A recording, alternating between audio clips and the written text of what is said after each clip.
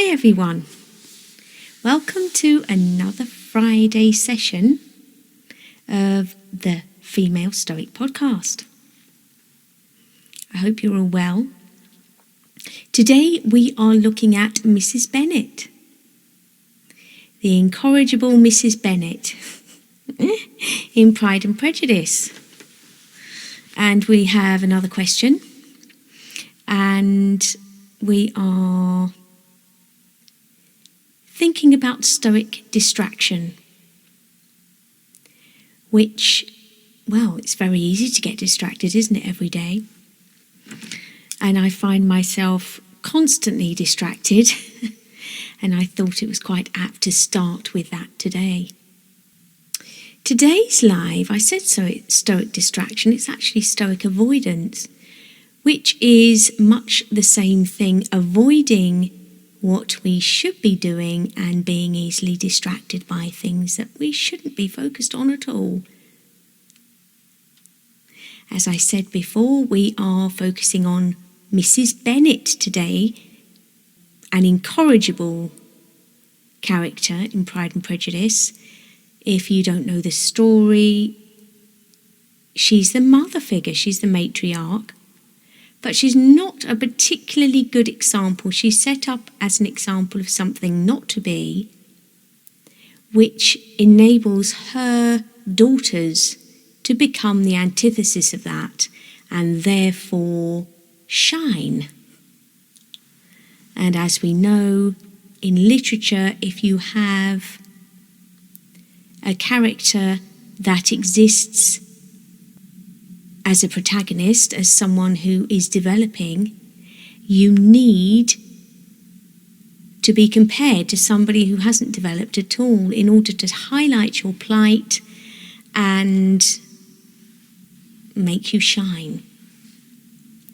So today's question is, I can't stop my mind going round and round. If I'm not worried about one thing, it's another. I've been told I'm a worrier, but I'm sick of being branded like this, and I want to be a person in my own right. Without this stupid label, what can I do? Now, many of us are worriers. As women, it's easy to get caught up in the many demands we face every day. The many voices calling us every day to be something, do something, fix something. And this question is coming from a lady who has had enough.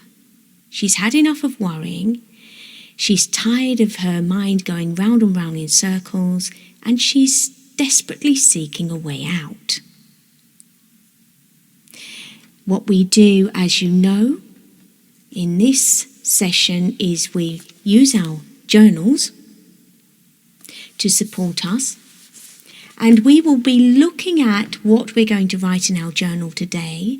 We're just going to note one thing today that is distracting us regularly, a reoccurring thought. But before we do that, we are going to look at why distractions exist. Distractions stem from fears. And it's a popular idea that there are 6 fears, and any one of the distractions we have, any one of those avoidances that we create in our mind to distract us from everyday reality stem from either the fear of poverty, criticism, ill health, loss of someone's love, old age or death. These distractions, these fears represent something that is a threat to our well-being, our inner peace. And as you know, as Stoics, practicing Stoics, what we are trying to do is understand our fears and work with them, not avoid them, but learn through the Stoic principle of knowledge that they are just that, a fear that's irrational. So obviously it makes sense that our brain would be searching for threats. That's how it keeps us alive. That's how we survive. But we have lost a sense of balance. And threats, if we allow them, threats exist everywhere and overtake our sense of well-being. So again, a fear of poverty, criticism, ill health, loss of someone's love, old age or death. And what these fears do is, if we allow them to manifest, they paralyse our decision making, they drain our energy, they prevent us from realising our full potential. The idea here is not to judge ourselves for having those recurring thoughts that are related to threats, but understand what the thought is, which threat it is related to, which fear, and compartmentalise it so it doesn't hold too much power over us. So the first thing to do in this Stoic step to understanding what's happening is identify the fear in order to overcome it. So we're going to, using our journals today, identify which fear it is and then create an understanding of that and compartmentalise it so it exists in a rational space. I hope that makes sense. And this is why we are using Mrs Bennet as a great example of somebody, a character who is set up by Austen as someone who allows her fears to overtake her sense or her rational thought. She acts irrationally because she is driven by her fears. So again, to go back to the question, I've been DM'd a question which is, I cannot stop my mind going round and round and round. If I'm not worried about one thing, it's another. I've been told I'm a worrier, but I'm sick of being branded like this, and I want to be a person in my own right. So this questioner is saying to me, that's become my identity. That is what people associate me with, but there's so much more to me than that. I don't want to be labelled as a worrier. What can I do in order to take control of the situation? Because there are so many different elements to all of us. And the idea is today, let's escape from this control that our fears have over us. As you know, journaling is a huge part of Stoic practice. So what we're going to do is we're going to take our journal and we are going to write down one thing that we are being distracted by, that we are allowing to distract us every day. And we are going to identify which fear that is related to. Okay, so I'm going to use an example from my own life at the moment, and I'm going to illustrate how I would work with that. So in my journal today, I have written down, I am consumed, it's the only word I can use, I am consumed with the fact that every time I wash my hair, every time I brush my hair, lots of hair comes out. Now that might sound to you a ridiculous fear, but it is a representation of something that I have allowed to manifest in my mind as something really negative and a threat to my well-being. And this is related to my fear of old age. Because what it's saying is I'm acknowledging that there are changes happening to me as I'm getting older and I don't like them. And my mind is saying, guess what? That means you're getting old. You're going to lose all your hair. Everything's going to go downhill from here. This is only going one way, Stephanie. And of course, by overthinking, by repeating that thought, I am allowing that fear to manifest and become much larger than it needs to be, if indeed it needs to be a fear at all. So that's what I've written in my journal. I've written down my fear, an honest representation of my fear. One line, that's it. Small task, as we know with our journal, it's a small task. It's a bite-sized, attainable task that we must do regularly in order to stay on top of things. And then I've looked at the 6 fears and I've realised that's related to the fear of old age. So whatever your fear might be, you write that down and then you work out whether that's related to poverty, criticism, ill health, loss of someone's love, old age or death. Once it's written down, you can see it for what it is. It's not that, it's not a valid fear. It's that it has become, we have allowed it to become, by not checking on it, much larger than it is.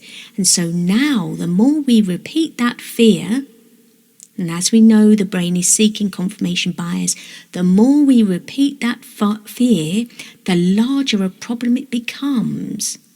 Because it's now paralysing decision-making, it's draining our energy, it's preventing us from realising our potential, because those minutes, those hours, those thoughts that could have been spared from this self-destruction, if we don't check them, they become larger and larger and larger until we are identifying ourselves with the problem.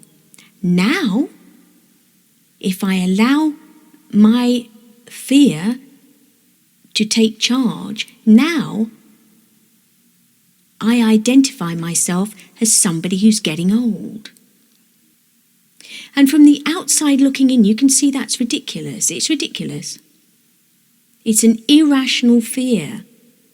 But the more I think it, the more established it becomes, the more a part of my identity it is becoming. So, step 1, we identify the fear. What's happening in one line?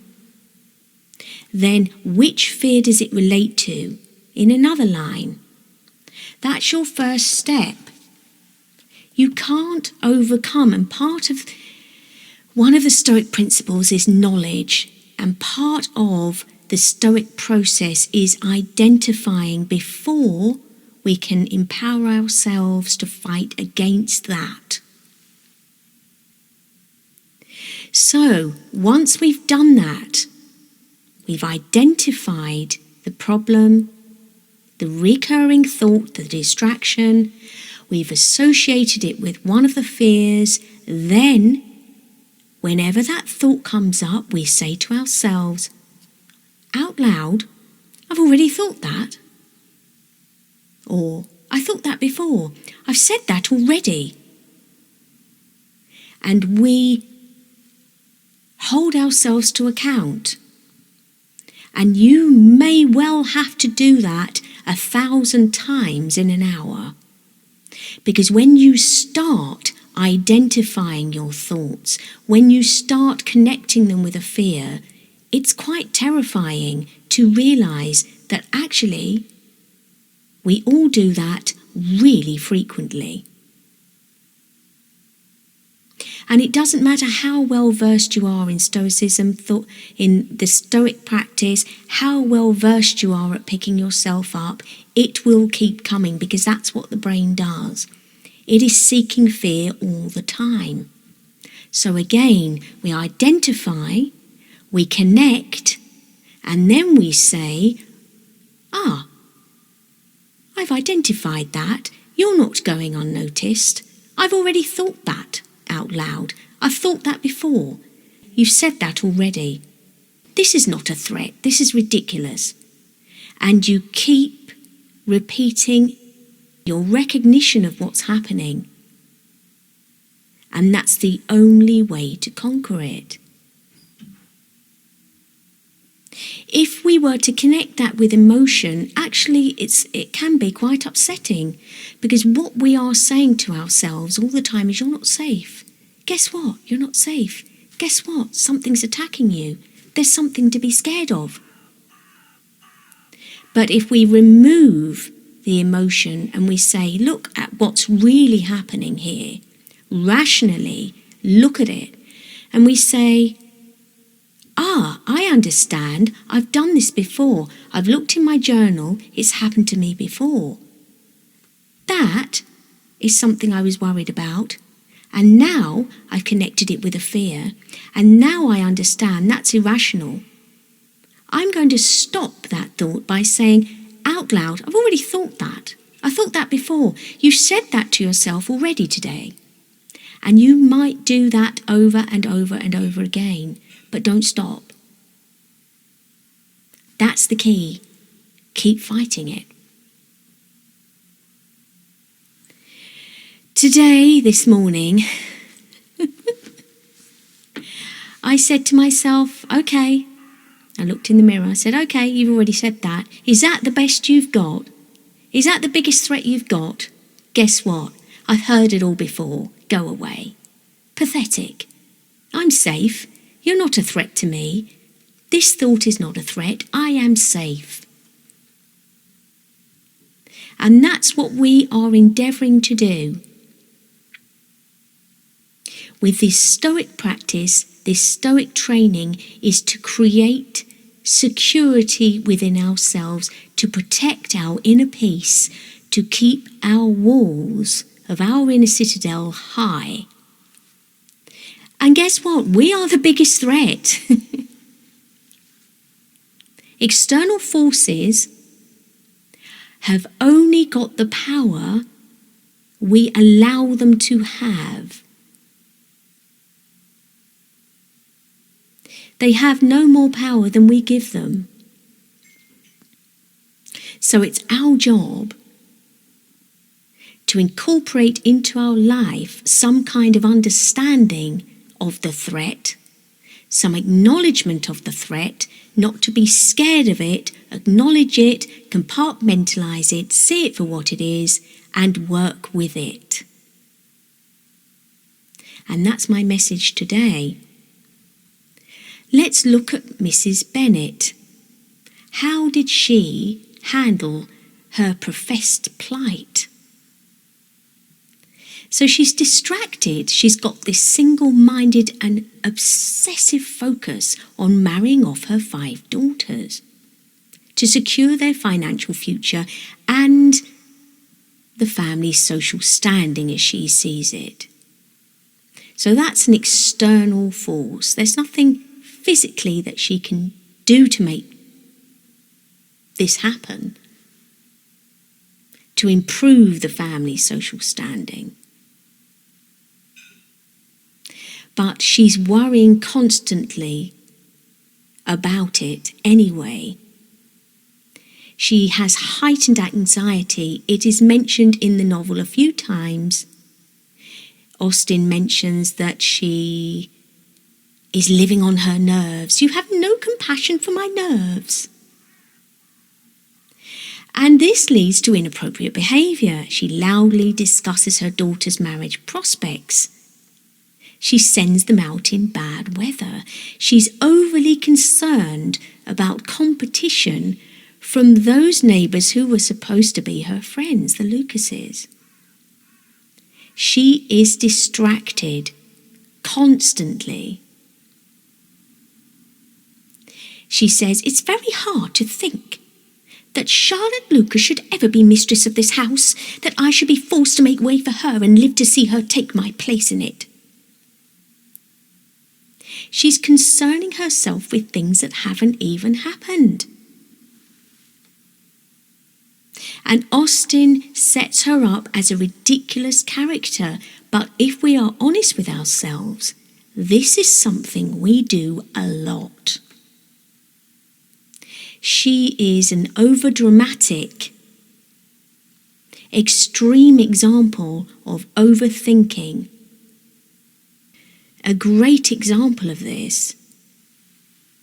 Driven by competitiveness, she's driven by future problems that exist only in her mind. They've yet to happen. So throughout this novel, she's engaged in tacit competition with Mrs. Lucas. The apparent triumph of Charlotte, because she marries Mr. Collins, who the house where they live is going to be given to when Mr. Bennet dies, brings out some of the worst in her. She's really obsessed with this. And if we see her as a character, we do not see her doing or spending her time actively doing anything else other than worry. And this is what creates, manifests in her physical deficiencies. She's bitter. She's particularly nasty to emphasise that while her fears about her daughter's futures are warranted, she has a shallow motivation. So, yes, we're not saying that there isn't some kind of a difficulty there, but it's become so enormous in her life that she's actually compromising her virtue by behaving in ridiculous ways. And instead of being relieved that Charlotte, as a friend of the family, would be unlikely to turn out the Bennets of their own house, all she can think of is her status and compare it with that of the Lucases.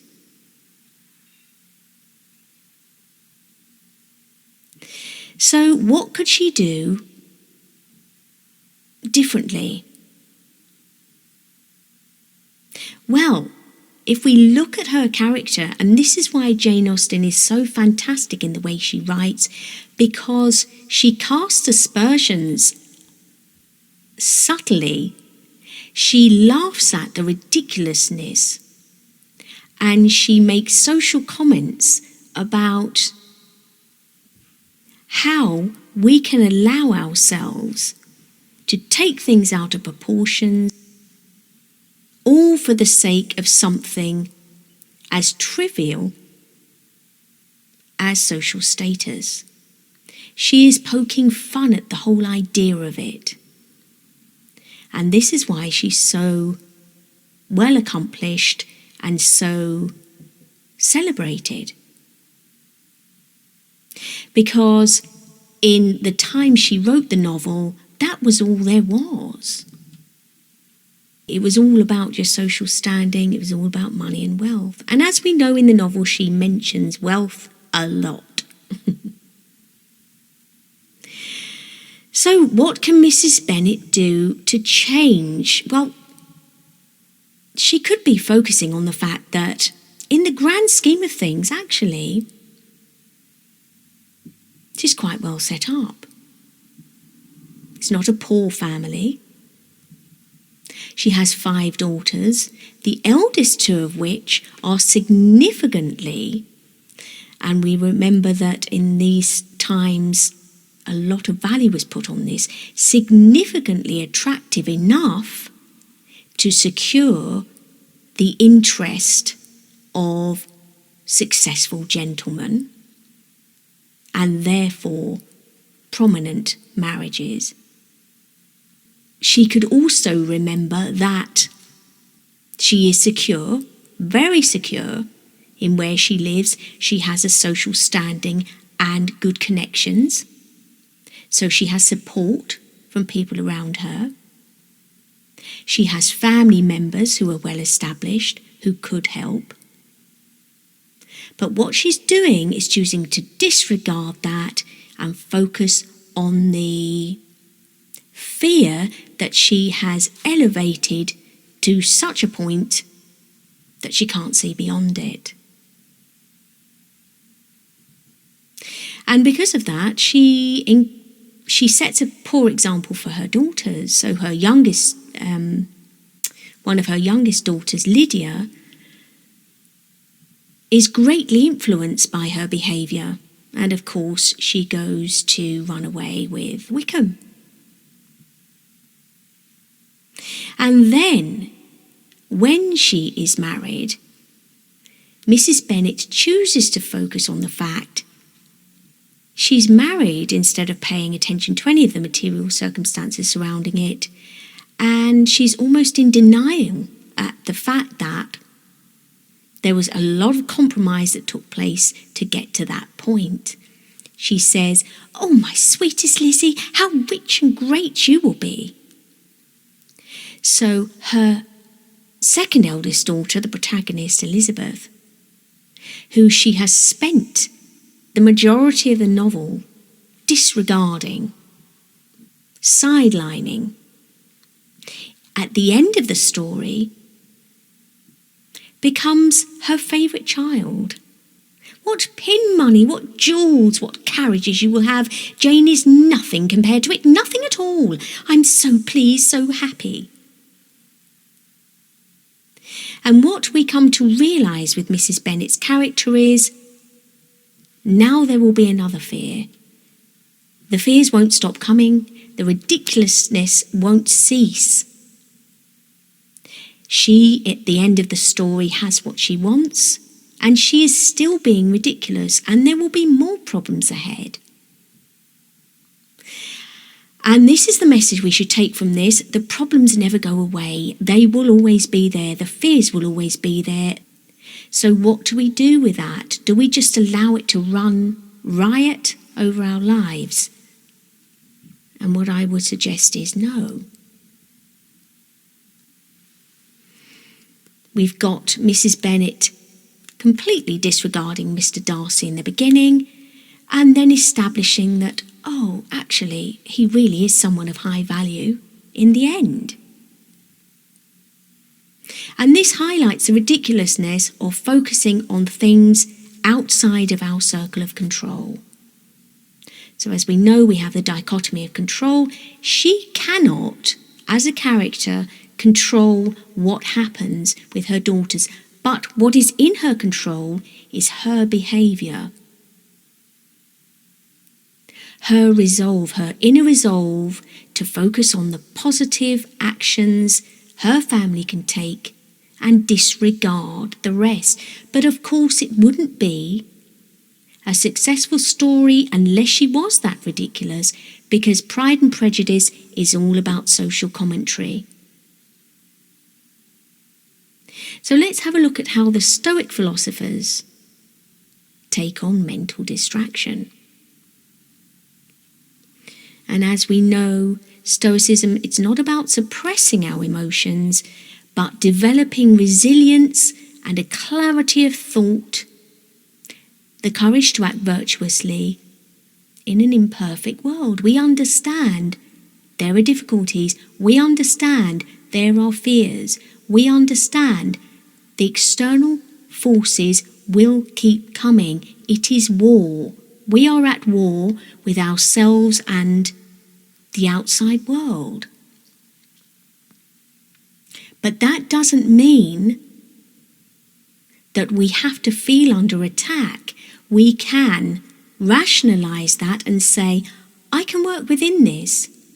I accept and come to life the way life is, not the way I want it to be, the way it is, and I work with that. And going back to the journal, we note down the way it is. I am scared of this. This is happening to me every day. But I understand it is related to one of the 6 fears that my brain is seeking.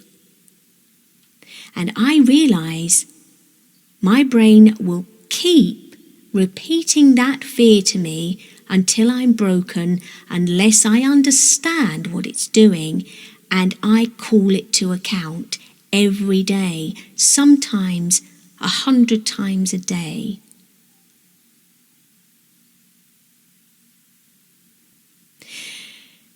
A quote from Marcus Aurelius: "Concentrate every minute on doing what's in front of you with precise and genuine seriousness, tenderly, willingly, with justice, and on freeing yourself from all other distractions." Every minute. The more we practice this, the easier it gets, but it is a daily endeavour.